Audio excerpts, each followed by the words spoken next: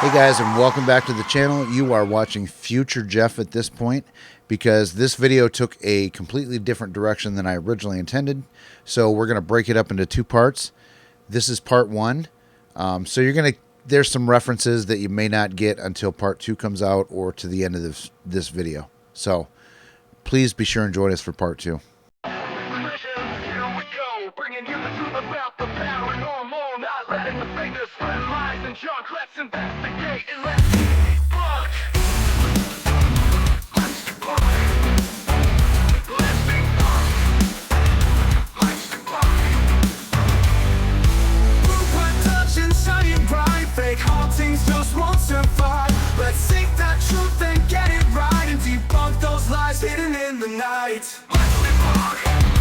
Let's debunk. Here we go, bringing you the truth about the paranormal, not letting the fakers spread lies and junk. Let's investigate and let's debunk.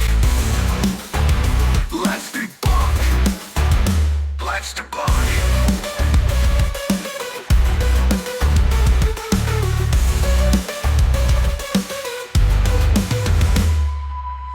Take three. But this is how it really goes.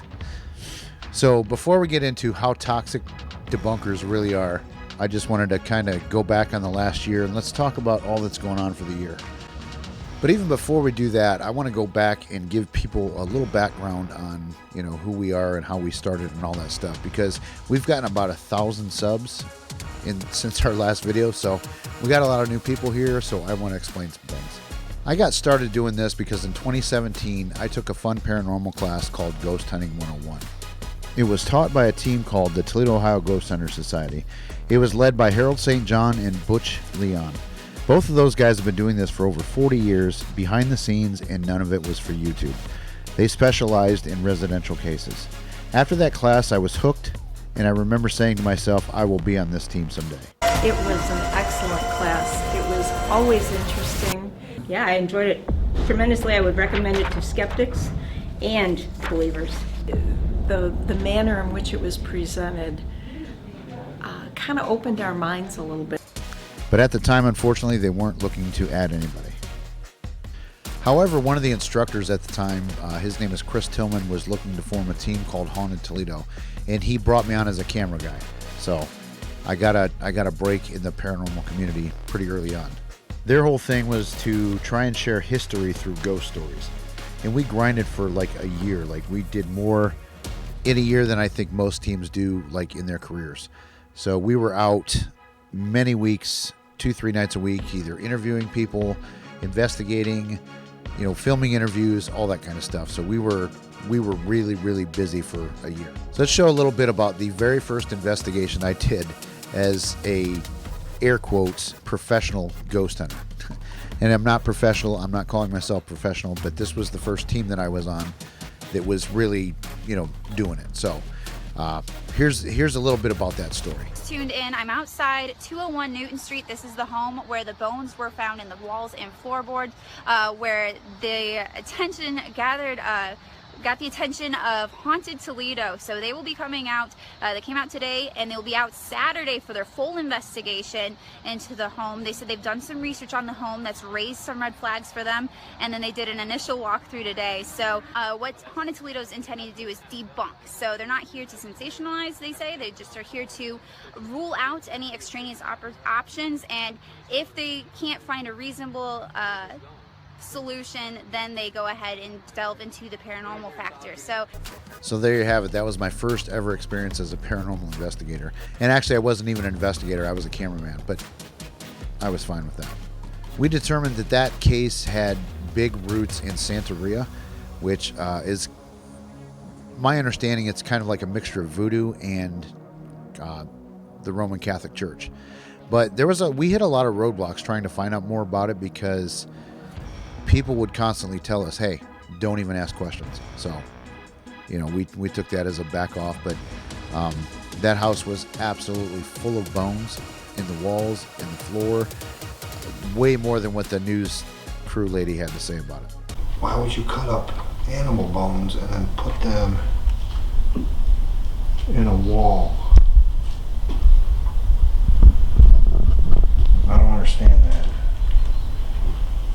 unless it was some type of,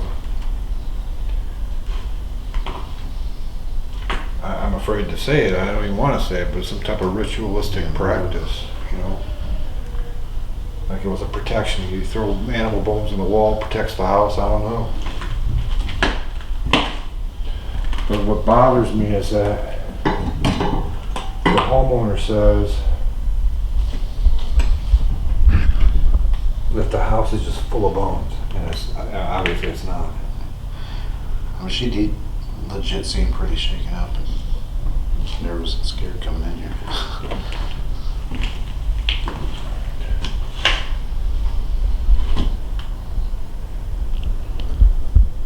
I don't know. I mean, we have to get some type of phenomena Yeah. on evidence to be able to prove this. I mean, bone, it's a lot of sick people in the world that do weird shit like this, but that doesn't mean it's paranormal, you know? So it was in this time period that I really, really wanted to learn how to make videos because, you know, I love the idea of telling history and stories, you know, through a ghost hunt. So, you know, I wanted to get in on that too and start to make videos. My long-term goal ultimately is to make a documentary or more, more than one. So I'm viewing all this time that I spend on YouTube now as, you know, getting my chops in, learning how to make videos, learning how to tell stories. I watched my first video recently. Holy crap, it was bad. It was so bad. But, you know, that's why I do this. I learn something new almost every video I put out. So I'm just grinding to get to that ultimate goal of making a documentary. So we ended up having a falling out. It is what it is. Members of Haunted Toledo and myself formed a group called Outcast Paranormal, and we did that for about another year. But I still had stuff I wanted to do. Like I wasn't getting, and this is nothing against them, but I just wasn't doing what I ultimately wanted to do. I have absolutely no regrets from those 2 years. At the time I did. At the time I thought, let's just say it was a bad situation with the first team, but looking back, I don't take a second of it back. So I learned a lot in that first year. So after those two situations, I really wanted to help people.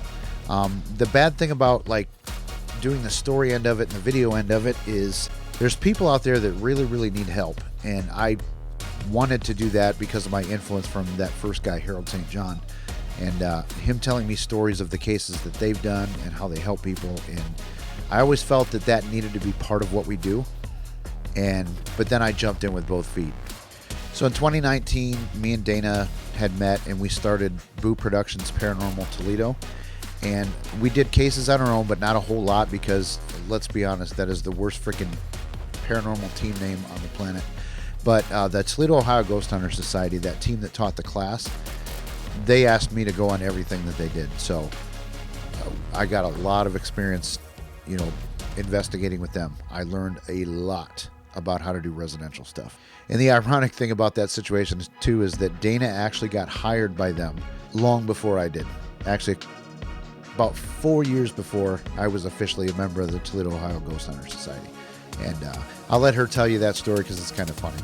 So we were at a meeting for Togs, which at that point, Jeff or I, neither of us were members. Well, Jeff, I was asked to leave for a minute because it was a meeting, supposedly. So then Jeff and I came back in and they asked me if I would like to join Togs, because since I was going to most of their events anyhow. So it was like, yeah, we'll go ahead and do that. And then they emailed this is kind of funny, because then they emailed the minutes from the meeting, and the person that was writing the minutes really didn't care for me. So she put in there and made sure in the minutes that she knew I was going to read. There was a stipulation that if Jeff and I broke up, because we were dating at the time, that I could no longer be a member of Togs. I would get kicked out so that Jeff could still participate. So it was like, okay. So that kind of always sat a little salty in the wounds there. So then we fast forward to probably not that long ago.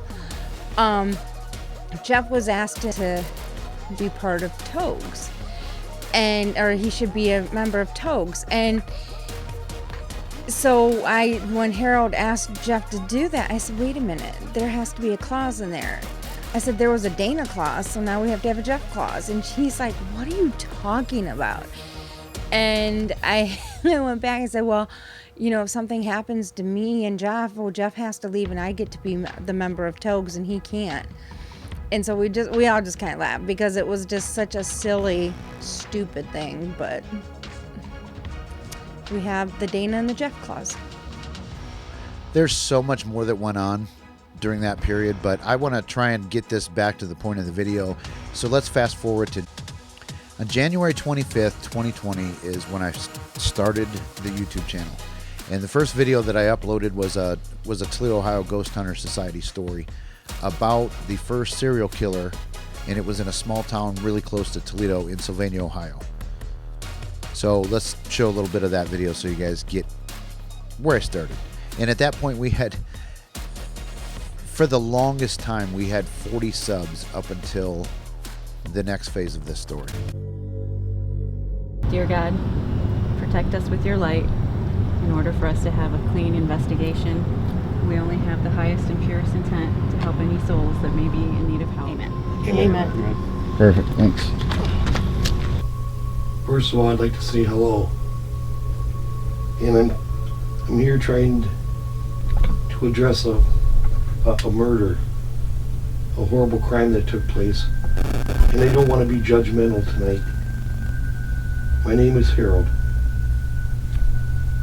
And I want to reach out mostly to Olive. Olive, I'm standing at the exact location where your husband, Return Ward, murdered you. First of all, I want to say I'm sorry that this happened to you at the hands of Return.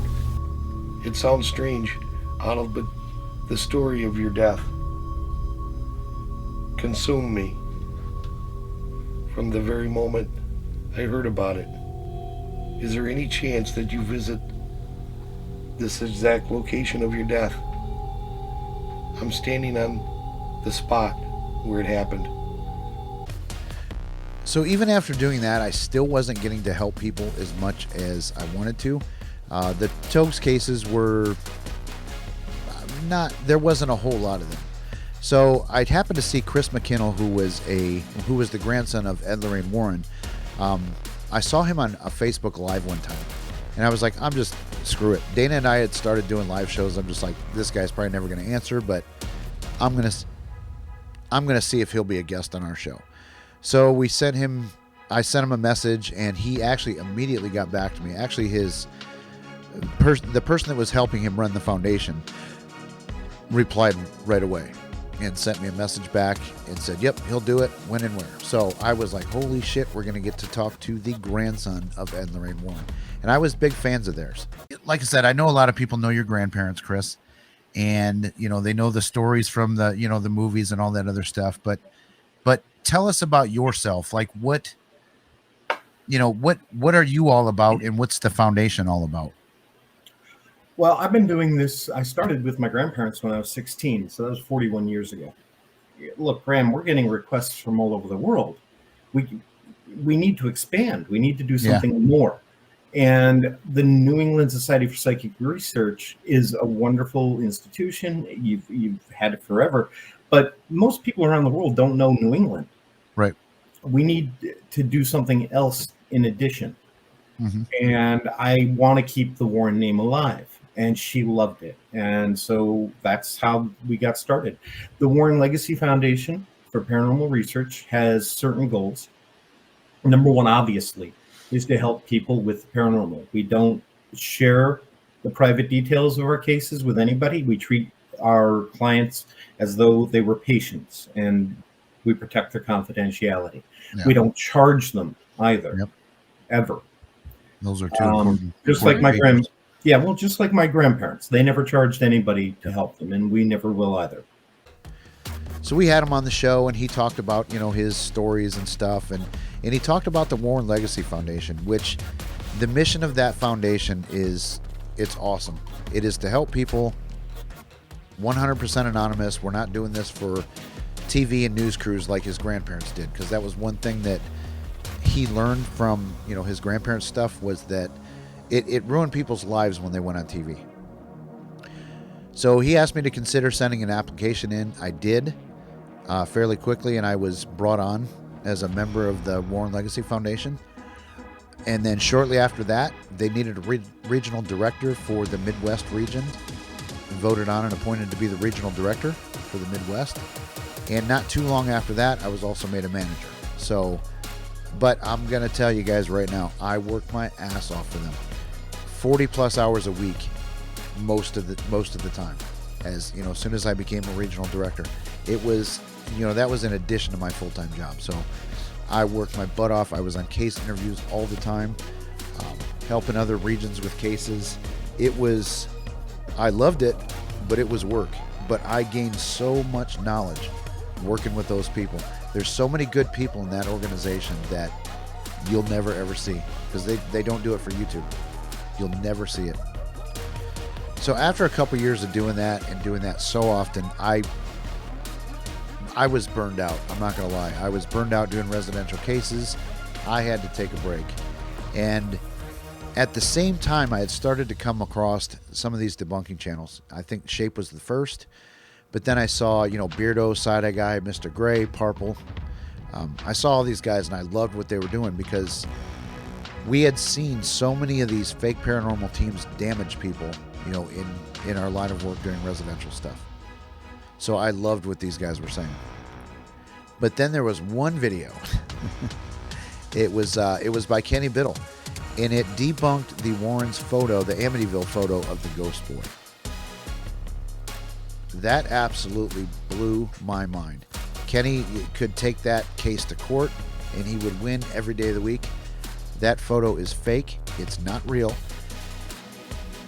I'm still questioning whether Ed knew that was faked, or if it was just a mistake and their publicist didn't say it was him, but he clearly had to know that was him. So I don't know who knew it was fake, but that picture was definitely not a ghost boy. So the majority of paranormal people, I guess the believers in this story, believe that this is the ghost of little Johnny DeFeo, which was one of the boys of the DeFeo family that was killed. And you see a portrait of him. This is not a photograph. This is a painted portrait. I don't think it's Johnny DeFeo, not at all. One, because I don't believe in ghosts, and two, it doesn't look like a kid to me, because when you look closer at this, you can see that there's the rest of the body through the railing. You can see through the railing supports that you see a shirt. Look here. At the pattern and on the shirt. The shirt looks to be a plaid shirt. So it blows my mind that I have never looked at this picture this way until he points it out. Once he points it out, it's so obvious that there's a person you can see his body through the railings. I've never noticed that before in this photo. Let me get that up there a little bit. There you go. You can see that a little bit more. You can see the stripes of the plaid shirt. Now, there was another person there that night that also not only wore a plaid shirt, but was in that room. And that would be this guy, Paul Bartz. Now, Paul Bartz is described usually as another investigator there with Ed and Lorraine Warren, that he was part of their crew or their team, and he was there investigating the house, which he probably was. But we also learn from a later newspaper article, and I'm going to put that up on the side here, that he was also their agent. So then I found another channel that was talking a lot about the Warrens and their cases, and really blew a lot of things that I thought I knew about the Warrens, as far as like them being, they were a very small part of the Enfield case that the whole Conjuring 2 movie was made out of. I thought that was their case from the beginning, and by the looks of things, they kind of claim it to be, but that's not true. They were only there for a very, very short time. that one of the channels that I really watched a lot was Truth or Demons podcast. If you guys haven't seen it yet, go check it out. It is fantastic. Hello, everyone. Welcome back to a very special episode of Truth or Demons podcast. I'm your host, Stevie, and today's episode is part reaction to a recent Nesper live video and part explanation and breakdown of that live video. As some of you might know, Nesper, or the New England Society for Psychic Research, founded by Ed and Lorraine Warren in 1952, now run by their son-in-law, Tony Spira, decided to start a podcast. It was mostly in reaction to all the drama a few months back. So sometime in the fall of 2023 is when I left the foundation for good. I just really, honestly, wasn't in a position to help people at that point because I was so burned out. I would get emails on cases and I would just, oh, this is bullshit. And not even really, I didn't even want to listen to them anymore. So I was like, dude, you're not in a position to help people. You need to stop this. So that's when I decided to focus on my stuff, my channel, and kind of, breathe new life into the channel because I've always wanted to start doing videos. And I felt I was ready to start telling some stories and stuff like that. So on December 22nd, 2023, I dropped my first video. And I was lucky at the time because it was a hot topic at the time. It was the whole Cody and Satori thing. And that video did really well. It was accepted. People watched it. People still watch it. I'm amazed by that because it's kind of an old story, but we still get views on that video. God, I don't know what just happened. Literally, my life is flashing before my eyes right now. So as you can see, that kid is absolutely devastated. And this is why I really need to start making videos like this because there's a whole lot of fakery going on in the paranormal world.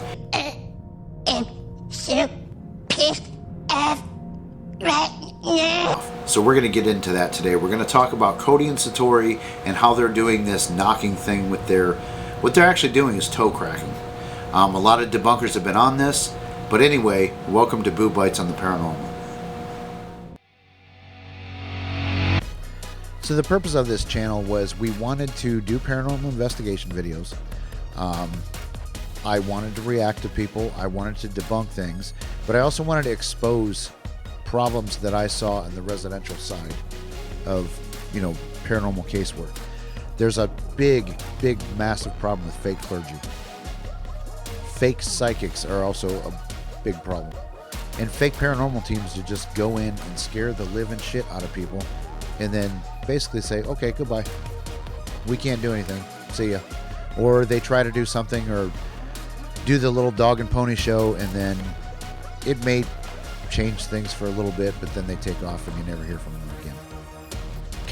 Cut, stop. So this video took a completely different direction than what I had intended when I originally started to make it out. This portion of it was only supposed to be about 5 minutes long, but I spent a little extra time doing it because we've gotten a lot of brand new subs in the last 6 weeks or so. We've almost doubled the channel in about 6 weeks, so I felt it was important to put some longer bits in so people know who we are. There's a lot of new people watching, and I just wanted to give a background because people may not know it yet. And even some of the OG people that are here with our channel, they may not understand where we came from either. So that's why I spent a little more time making this portion of the video than I originally thought. So join us for part 2. There will be a part 2 very soon. I'm not going to wait 6 weeks like I did this time, but there will be a part 2 very soon, and we're going to talk about how toxic debunkers really are. Wink, wink. That title will be clickbaity, just but you guys got the advantage because you watched part 1. But I've found nothing but awesome, supportive people, in the year that I've been doing this. So we're going to show some of, what I've seen about the debunking community in the last year. Give examples. We're going to show some stuff and how cool the whole community really is. I mean, and I'm talking the people that watch too. It's not just the creators. You guys are all awesome. So join us for part 2, hopefully in a few days. Hopefully. So see ya in part 2. Peace.